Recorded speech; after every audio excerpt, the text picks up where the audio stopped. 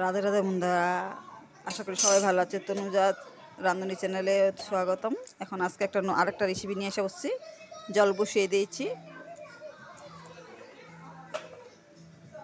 অল্প করে নুন দিব।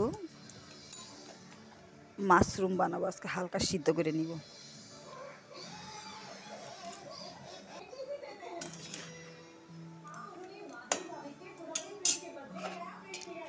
এক মিনিট মতন সিদ্ধ করে নিব। মাশরুম হালকা সিদ্ধ হয়ে গেছে, এখন কড়াই বসিয়ে দিয়েছি, গরম হয়েছে, তেল ঢালবো। মাশরুম একটু পরিমাণ তেল বেশি লাগে, তো খেতে ভালো হয়। তেলটা গরম হয়ে গেছে, তেজপাতা ঢালবো আর অল্প করে পাঁচফোড়ন ঢালবো। এখন আদার পেস্ট, আদা রসুনের পেস্ট, মরিচের পেস্ট, জিরার পেস্ট, ধনার পেস্ট আর সব কিছু, আর জিরার গুঁড়া সব কিছু দিয়ে নিয়েছি, পেস্ট করে নিয়েছি। মানে একসাথে এগুলো ভাজাবো।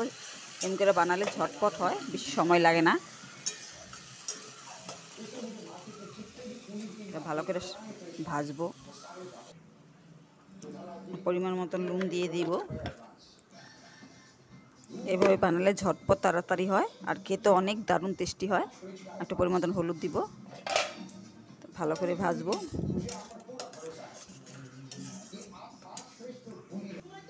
মশলাটা আধা ভাজা হয়ে গেছে, এখন মাশরুমটা ঢেলে দিব। মাশরুমের সাথে আবার মশলাটা ভালো করে ভাজবো।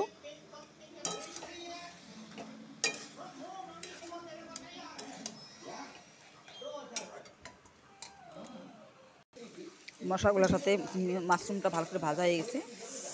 অনেক গরম পড়ে এসে, গ্যাসের সামনে দাঁড়ানো মুশকিল। এইভাবে শর্টকাট বানাবে, খেতেও টেস্টি হবে, রান্না তাড়াতাড়ি হয়ে যাবে শর্টকাট বানাবে। আর একটু এখন মুখের স্বাদের জন্য চিকেন মশলা, অনেক টেস্ট হয় এটার সাথে দিলে। চিকেন মশলা ঢেলে দিব।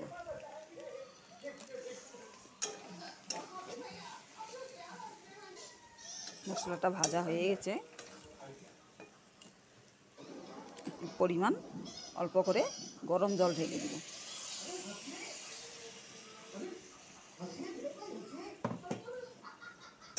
মাশরুম তো আধা সিদ্ধ হয়ে গেছে, এখন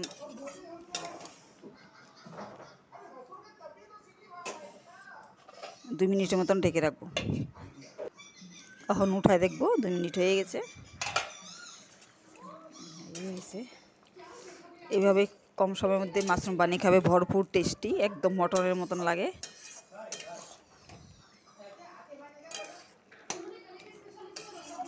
আলু দিলে তোমরা আলু দিতে পারো, আমি আলু দিইনি, খালি মাশরুমটা বানিয়েছি।